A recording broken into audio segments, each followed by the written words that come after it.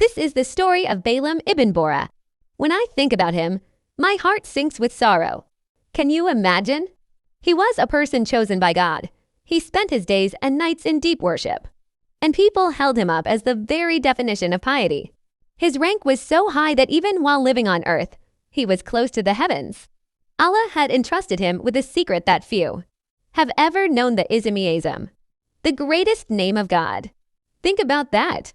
Whenever he called upon God using this name, his every plea and every supplication was instantly accepted. People knew him as Mustajab Udwat, the one whose prayers were answered. His face radiated light, his words carried immense power, and his life was dedicated to seeking God's pleasure.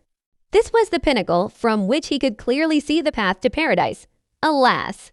Then came the time of testing, when the prophet of the children of Israel, Moses, peace be upon him, was advancing with his people towards Canaan, the region's tyrant king.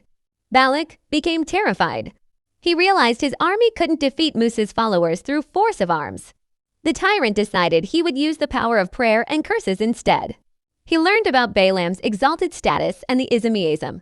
The king immediately sent envoys to Balaam, loaded with a massive bribe of gold, silver, jewels, and estates. Balaam initially refused strongly. I cannot curse a prophet of God. If I use the Ism for such a vile purpose, I will lose everything in this world and the hereafter. But Balak's agents returned again and again. Soon, Balaam's family, his wife, pressured him to accept the wealth. They injected the poison of worldly desire into his heart. Tragically, Balaam's illuminated heart slowly surrendered to the darkness of greed. His faith faltered before the dazzling shine of money. He decided to trade his eternal reward for temporary riches. Once Balaam agreed to utter the curse, signs of God's displeasure began immediately. His ride a donkey repeatedly stopped, refusing to move forward, knowing he was going to curse God's prophet. When Balaam struck it, the donkey spoke. "Oh Balaam, where are you going? Are you destroying your hereafter by going against the prophet of God?" But greed had blinded him so much that he ignored this clear miracle.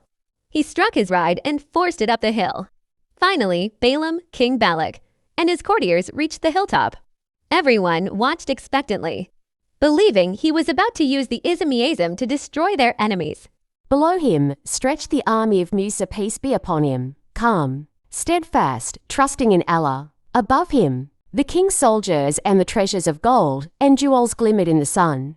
The mountain was silent, but the tension was deafening. Balaam raised his hands and whispered, "Oh Allah, bring destruction upon Musa and his people." But something strange happened. His tongue, once blessed, twisted. His lips, meant to convey divine supplication, betrayed him. Instead of cursing the prophet, his words turned inward. "Oh Allah, bring destruction upon Balaam and his followers." He tried again, and again. Every prayer meant for Musa returned to strike him instead. The king shouted from below, "What are you doing, Balaam? Your prayers are failing you." Balaam fell to his knees, trembling. I cannot control my tongue. Allah has turned my words against me." The mountain, which was supposed to witness his triumph, now bore witness to his failure. The king was relentless. Balaam's prayers had failed, but Balak had one final plan. He said, "If you cannot curse them yourself, at least help us mislead them. Send your wife, let her charm the men of Bani Israel, lead them into temptation and sin."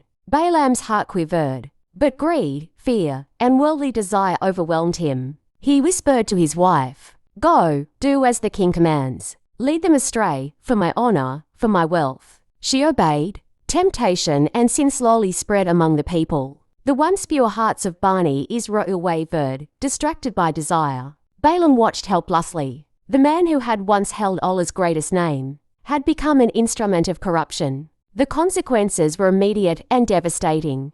Balaam ibn Ba'ura, once honored by kings and scholars alike, now stood humiliated. His knowledge, his piety, and even his prayers had become worthless. The gifts and wealth he had chased so desperately now felt like chains around his soul. Shaitan had won, and the mountain that once symbolized hope now symbolized disgrace. Recite to them the story of the one to whom we gave our signs. But he turned away from them. Satan pursued him, and he became of the deviators. His example is that of a dog. If you drive it away, it pants, and if you leave it, It panned still. Balaam's life became restless, bitter, and empty. The man who knew the greatest name of Allah was left with nothing but regret, humiliation, and shame. Think about it. A man blessed with divine knowledge, devotion, and honor lost everything to greed, pride, and desire. The story of Balaam ibn Ba'ura is not merely history. It is a warning. Knowledge without sincerity is empty.